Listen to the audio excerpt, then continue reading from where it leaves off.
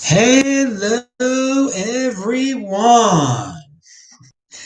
This is Adam Meister, the Bitcoin Meister, the Disrupt Meister. Welcome to the One Bitcoin Show.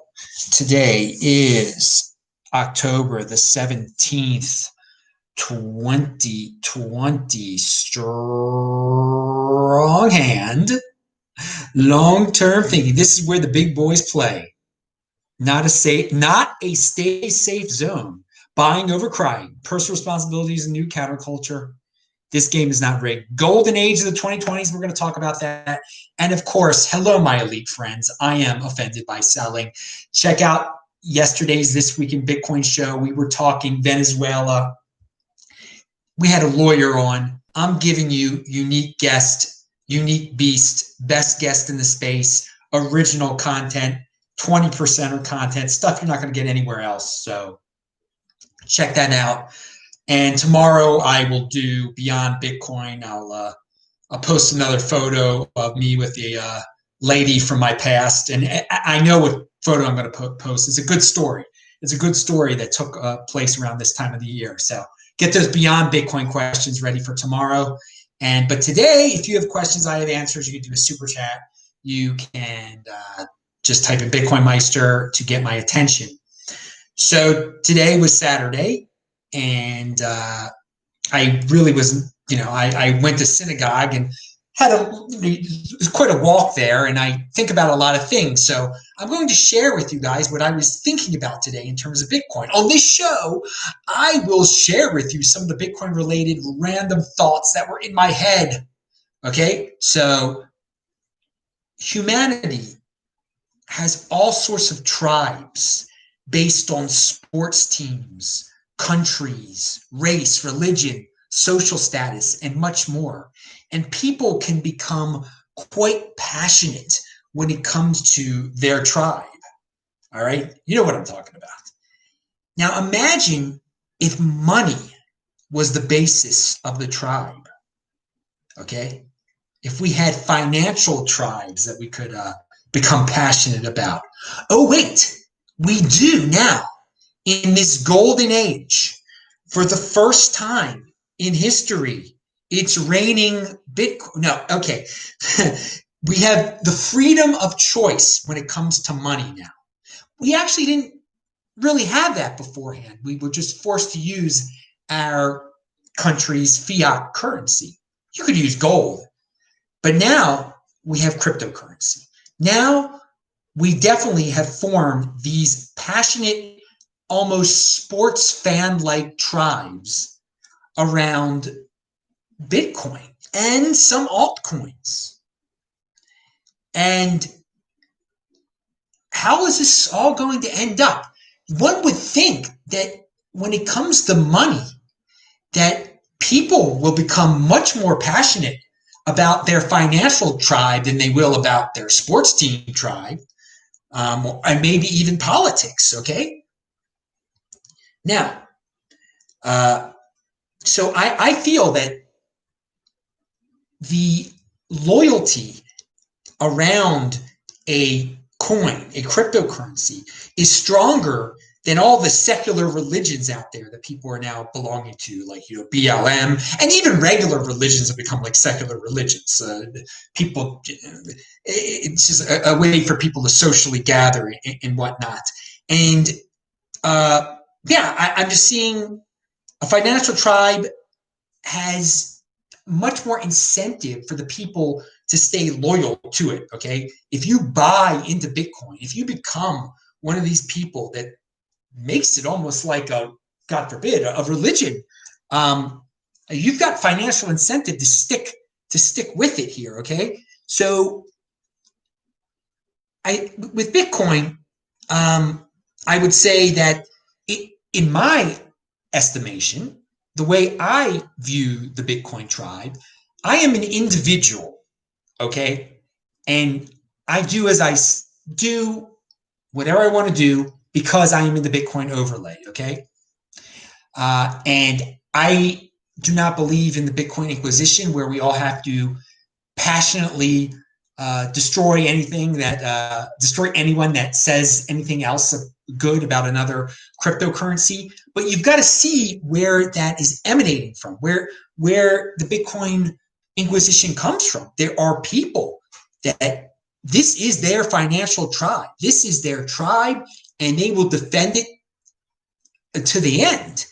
And I can wish and want and theoretically talk about how, you know, individualism is the accomplishment, collectivism is the default, and with Bitcoin we have this easy path to individualism. But there's a lot of collectivist aspects to Bitcoiners, okay? And so that's where we get this financial tribe thing, okay? That is the collectivist side of Bitcoin. Now you can be a member of the Bitcoin tribe. I think you can be, and be an individual like me. You could say, yeah, Adam Meister is clearly a member of the Bitcoin tribe. He says Bitcoin is the next Bitcoin, but I'm not. I don't take it to that religious level that some people do. And what my question is, how is this going to develop over time? Like, how passionate will people be? Because this is their fortunes here. Okay, this is much more than theoretical, esoteric philosophy. All right, this is their freaking money. Okay, and they have built. Now you get to choose what money you use, and it is like a sports team. And I said before, I've said in the past, it shouldn't be like a sports team, but it is like a sports team, and it'll be like a sports team on freaking steroids to the fifth power. Okay, so pound that like button. We will see how this evolves over time. If you're watching this live, do retweet this. I see we got a West Coaster in the house up in Seattle. I hope everything's all right up there tonight. Now, so this is what goes through my head during the day. I wrote some of this stuff down here. So what else do I have here? It's funny. Ben Shapiro, I'm going to tie this into financial tribes in a second. Ben Shapiro was talking about the situation in the world today, and he didn't say the phrase prison planet, but he said something like it's almost like we're living in a prison on the planet. And it made me think of the guy who came up with that saying, Alex J. Let's call him Alex J. Came up with that saying. I think you know who I'm talking about, Alex J. And he made a big mistake back in the day, Alex J. Well, first of all, he shouldn't have gotten into the crazy the alien, letting some of the people that he legitimized were so illegitimate, it's not even funny. So it took away from like the 20% of the things that he was worried about that people should have been worried about. So now, people associate him with the most ridiculous of things, when in fact, AJ, at times, as we see today, governments are taking a lot more control over the people. And he definitely predicted that. He predicted a prison planet. I mean, you cannot deny that dude predicted a prison planet. And now it's funny that a guy like Ben Shapiro is saying there's a prison planet out there. But I bring AJ up because AJ's his alcoholic insanity made him say that cryptocurrency was, the NSA, and he downplayed it. Had he gotten into Bitcoin, I mean, he would have the support of the Bitcoin tribe right now. And as you can see, when you get the support of this Bitcoin tribe, they really stick behind you, man. I mean, the way they've gotten behind Michael Saylor and other people who just entered the space. So I think Alex J's current situation would have been different had he just simply, said the governments are too powerful. Obviously, their fiat is worthless. Here is a private money. It isn't a conspiracy. You can get, and so now instead of him, like, I didn't even know, he would have been kicked off of YouTube, but he would have all these Bitcoiners willing to stand for him and hook him up, because he would be he could tap that Bitcoin tribe thing, and he could have become Max Kaiser. He could have easily painted himself as a Max Kaiser-esque type of person, and he would be in much better financial shape right now and social media shape right now. I did find out he's on Parler, so good for AJ being on Parler there. So going back to this financial tribe thing, and the only financial tribe type passion I can see in the past is when people have gotten caught up in the multi-level marketing scammy stuff, and when it's clearly scammy, and they're just so passionate about it, they're willing to, like, because they don't want to be wrong. That's the only time I've seen financial tribes, but they're financial tribes around illegitimacy, though. So if someone wants to say, well, there have been financial tribes in the past, yeah, like that, but nothing like this before. No one's ever gotten like, I love the United States dollar. I will defend it to the end. I mean, maybe you could say gold was a financial tribe. I mean, maybe that's a good example. But now we're living in this era where there's freedom of choice when it comes to money, and I think one of the reasons that Ethereum will stick around, forget about, is the technology legitimate? Can they pull 2.0 off? They have a tribe around them that is very passionate. And not only do they have a financial tribe, but I mean, they do have people building on Ethereum. So we see these altcoin flavors of the month come and go, and they appear to have passionate tribes for a while. But what I see those tribes are just tribes that go from, they're the flavor of the month financial tribe. Whatever's hot, they're going to be pumping, okay? They're going to jump from one to, it's like the fair weather fan, or the guy that only wears he comes into high school with whatever baseball team just made the playoffs. That's always been his favorite team, that kind of person. So Bitcoin, well, especially Bitcoin, but Ethereum also has a strong financial tribe around it. Now, I'm not encouraging tribal mentality. I want to point that out here. I'm not because I think it leads to the Bitcoin Inquisition. But we cannot deny that it's out there. We cannot deny that it's out there, that we're living through this golden age where, since we have the opportunity to pick what money we like, you could be a fan of one of these coins, and it's something that has not been explored yet. And we'll see how it develops over time. If there can be another coin that comes up that has a passionate, continuous, for like 5 year, at least 4 or 5 year tribal base. And let me see if there are any questions there. No, I'm just seeing, yeah, I'm not going to talk about impulsive. Okay. Yeah, I just talked about the baseball. Okay, so pound that like button. Next on the agenda here, Bitcoin overlay baby. Yeah, someone says. You've grown on me. Love your authenticity. Well, yeah, I am quite authentic. I mean, it's like the middle of the night here. Here, you want to see authentic? You want to see the pajama bottoms? Like I run in these, and that's authenticity, where a guy can just show you what he looks like below the belt there. Yeah, okay. But what's next? So this is what was on my mind today. Now, I opened the wrong pad trying to get to this. Play this at 2x, people. It's going too slow for me. Now, 210,000 block theory we've talked about before. That if you go back in time, 210,000 blocks, Bitcoin is always worth more in terms of fiat than it was back then. Now, I wanted to give you exact numbers tonight.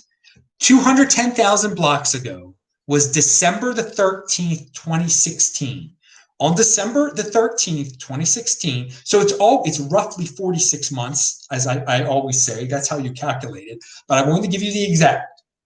And the way you do that is you can go to blockchain.info and look up what block we're on, subtract 210,000 blocks from it, then type in that block number, and it'll show you the day, what the price. Well, it doesn't show you what the price was. You looked it up at CoinMarketCap, but you can easily look up, find the block number, and then type it into blockchain.info, and you get the block date, the date of that block number. So at that moment, December 13th, 2016, 210,000 blocks ago, Bitcoin was worth $780.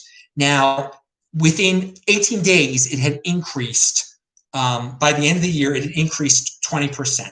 So I've talked about in the past, the way I remember 2016, ending was around Halloween. We got out of the rut of being below $700. Then we were in the $700 zone for a while. And then came December, which is now 210,000 blocks ago. And it had an explosion going into the next year. So we're at the equivalent of the time when it had an explosion. So, I mean, in 18 days, are we going to have an explosion again?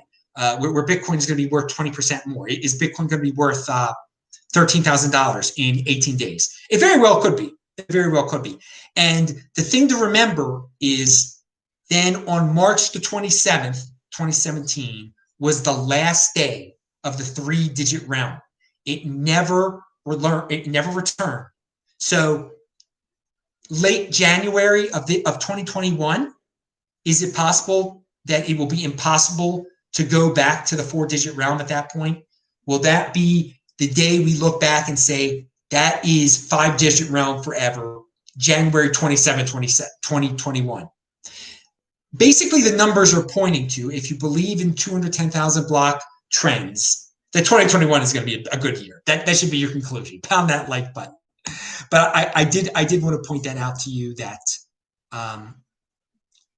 if we follow the 210,000 block theory, things should be getting in 18 days, in 3 weeks, whatever you want to say. It should be getting pretty darn interesting. And by January 1st, 2021 is going to be good, dudes. It's going to be good. Now, as I've been saying for a while, based on 210,000 block theory. Now, I was talking the other day, I forgot on what show, how it's just so annoying when you're dealing with real estate, how you need to get so many things notarized, and you just can't give a dude money and then the house is yours, okay? Bitcoin, the transaction is final, okay? It's fine. There's no notarization involved, et cetera, okay? Nothing you have to file with the government. No titles that need to be cleaned and everything. No title insurance. But in so many things we do in life, you do need notaries. You need things to be notarized, okay? And in the United States, it can cost about $15 to get a signature per signature. This is 1800s type of technology, okay? The notary, he stamps it with like a little stamp, again, like what they did in like 1893, all right? What I was thinking about today, when this popped into my head, and people have written about this before, but Bitcoin and people and blockchain, it should totally put that whole business out of business, okay? You shouldn't need a notary anymore. I mean, it could be simple as signing a Bitcoin transaction. And so this is a golden age idea. And some altcoins, like Bcash, already has some notary, but it's Bcash though. You want to be involved with the security truth machine. When you have to notarize something,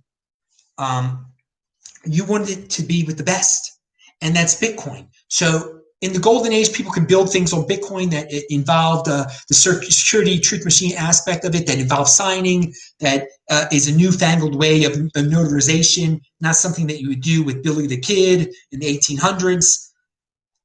But I started thinking about this more, and unfortunately,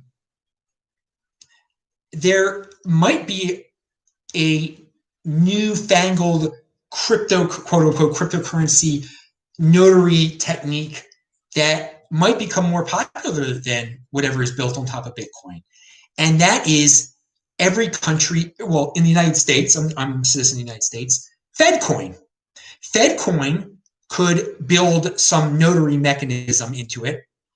And they could say, look, this is another reason to use Fedcoin. Now, you, instead of having to pay notaries $15, $20, $30, every state in the union will now recognize the notary of the Fedcoin. Okay, that's how you do it, and it's free, or it's pennies or something. There you go.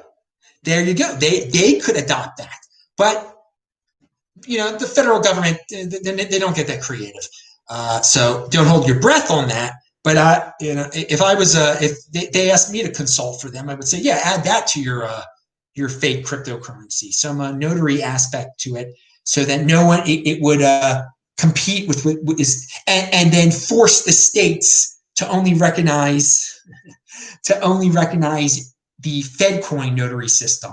That's how you get your real estate records notarized, through the Fedcoin notary system, and they will not accept the Bitcoin or any other cryptocurrency as a third-party validator on that. All right, so those were my thoughts of the day. Oh, one other thing. This shows you I got a team of one here at the BitcoinMeister channel, okay? And so I just noticed and some of you are listening to this right now on Apple Podcast, which is distributed through, when I upload it to Anchor, they distribute it to all these podcasts. And apparently on Apple Podcast, you can upvote me there and leave reviews. And I just noticed that quite a few of you left some very nice reviews. So thank you very much. Some of these reviews are almost a year old, and I didn't know they existed, and I didn't know people were upvoting me there. So if you're watching this on Apple Podcasts, I guess upvote it and leave a nice review, or leave any review that you want to. It was really nice what people put out there. Thank you very much. And it took me a year to know this even existed. All right, dude. So that's it. I got to go to sleep. I got to go to synagogue tomorrow morning again. It's Rosh Chodesh tomorrow, and that means the first of the month. In Judaism, we don't sing "It's the first of the month." We just go, "It's Rosh Chodesh," and we have to say more prayers. I'm out of my shirt. Pound that like button, bang that bell button, and yeah, Bitcoin overlay. I will see you guys tomorrow. I will definitely see you guys tomorrow for the Beyond Bitcoin show. Have some questions about subjects that go way beyond Bitcoin, politics, ladies, value your wealth in Bitcoin, though. See you guys later. Good night.